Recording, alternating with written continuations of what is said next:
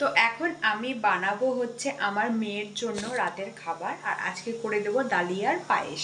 তো এক একদিন এক এক রকমের খাবার আমি ওকে দিই, তো আজকে ওকে ভেবেছি ডালিয়ার একটু পায়েস করে দিব। তো সেই কারণেই রান্নাঘরে চলে এসেছি। তো কি করে আমি বানাই চলো তোমাদের সঙ্গে শেয়ার করব। এই যে এখন দিয়ে দেবো একটু ঘি, আর এই ঘির মধ্যেই দিয়ে দেবো হচ্ছে এই যে ডালিয়াগুলো দিয়ে সামান্য একটু ভাজতে হবে, খুব বেশিক্ষণ ভাজার দরকার নেই। সামান্য একটু নেড়ে চেড়ে নিয়েই এর ভেতরে দুধটাকে দিয়ে দেব।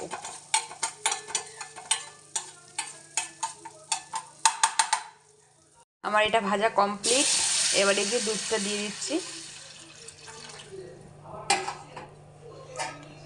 আর এটা অনেকক্ষণ ধরে একটু সেদ্ধ করতে হবে। এটা সেদ্ধ হয়ে গেলে তারপরে এর ভেতরে একটু ড্রাই ফ্রুটস দিয়ে নামিয়ে নিলেই হয়ে যাবে, এটা রেডি। এই যে দেখো আমার এটা একদম হয়ে গেছে। আর এখন এই যে আমি ড্রাই ফ্রুটসের গুঁড়োটা দিয়ে দেবো, 1 চামচই দেবো, 1 চামচই এনাফ।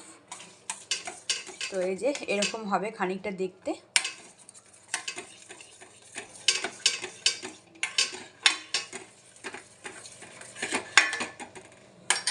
আর বলে দিই যে ড্রাই ফ্রুটসের মধ্যে কি কি রয়েছে। রয়েছে হচ্ছে মাখানা, আখরোট, কাজু, কিশমিশ, আর রয়েছে আমন্ড বাদাম।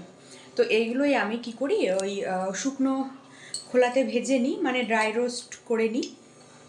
ড্রাই রোস্ট করে তারপরে আমি মিক্সিতে পেস্ট করে রেখে দিই, গুঁড়ো করে রেখে দিই। তো ওটাই আমি 1 চামচ করে আমার মেয়েকে দিই প্রতিদিন। তো 1 চামচই দিই, সেটা সকালে বিকেলে রাতে যে কোনো টাইম হতে পারে, বাট 1 চামচের বেশি কিন্তু দিই না। তো আজকে যেহেতু সারাদিনে দেওয়া হয়নি তাই ভাবলাম যে এখন দিই ডালিয়ার সঙ্গে, তাই দিচ্ছি। তো আমি কিন্তু 1 চামচের বেশি এখন আমার মেয়েকে আমি দিই না, আর 1 চামচের বেশি দেওয়াও উচিত না, যেহেতু এগুলো একটু গরম খাবার হয় সেই জন্য। তো দেখো এই যে এই খাবারটা ঠিক এইরকমটা হবে দেখতে। আমি এরকমভাবেই আমার মেয়েকে খাওয়াই, এই যে।